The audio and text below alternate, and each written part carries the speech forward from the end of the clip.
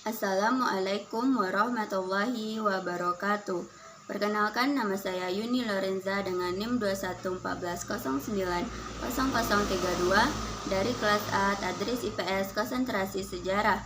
Di sini saya akan mencoba menjelaskan materi mengenai ulumul Quran. Bismillahirrahmanirrahim. Ulumul Quran. Yang pertama yang harus kita ketahui ialah pengertian dari ulumul Quran tersebut. Secara bahasa atau secara umum, ulumul Quran berasal dari dua kata, yaitu ulum dan Al-Quran.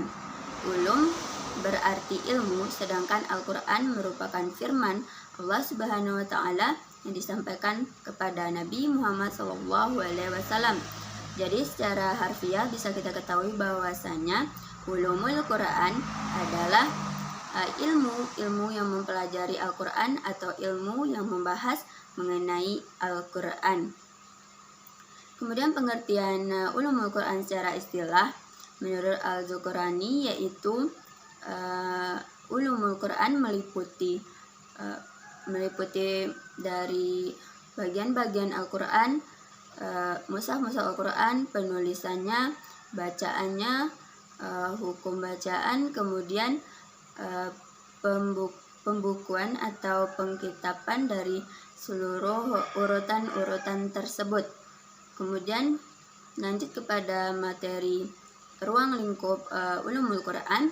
Yang pertama adanya nuzul, yaitu turun, berkaitan dengan turunnya Al-Quran, tempat, waktu, dan sebab diturunkan serta sejarahnya. Kemudian juga terdapat sanad yaitu pengriwayatannya, rangkaian periwayatan. Yang kedua ada qiraat yaitu bacaan, hukum tajwid maupun hukum-hukum atau cara membaca Al-Quran lainnya. Kemudian adanya mufradat dan makna hukum juga tentu terdapat dalam ulumul Quran ini. Selanjutnya kaitan ulumul Quran dengan ilmu-ilmu lainnya. Yang paling berkaitan ulumul Quran adalah dengan ilmu agama, karena ulumul Quran yaitu Quran merupakan ilmu yang pelajari Al-Quran, dan Al-Quran adalah salah satu kitab suci yang dimiliki oleh umat Islam. Maka ulumul Quran sangat berhubungan dengan yang namanya ilmu agama. Begitu juga dengan kaitan ilmu-ilmu lainnya seperti ilmu-ilmu dunia seperti teknologi, astronomi, kesehatan juga berkaitan kepada Al-Quran ini. Dan di dalam Al-Quran seperti yang kita ketahui bahwasanya banyak dari tokoh-tokoh Islam pada masa lampau yang mengaitkan ilmu-ilmu tersebut ke dalam Al-Quran, seperti Al-Khawarizmi, Ibnu Sina, yang mengaitkan bidang mereka dengan ajaran Al-Quran atau hukum-hukum yang terdapat di dalam Al-Quran tersebut. Kemudian sejarah perkembangan dari ulumul Quran dalam Al-Jalal bin Bulqani, yaitu dalam kitabnya Al-Furqan Al-Burhan, yang mendorong adanya fi ulum Quran.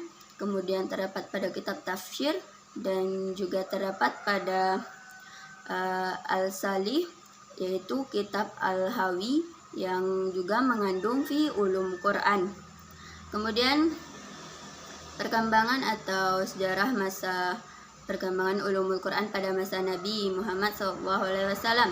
Rasulullah SAW pada masa itu dan para sahabatnya tidak menulis atau tidak membukukan Al-Quran tersebut, karena Nabi saat itu masih hidup dan beranggapan bahwasanya cukup Nabi saja, dan para sahabat pun tidak menulis atau membukukannya.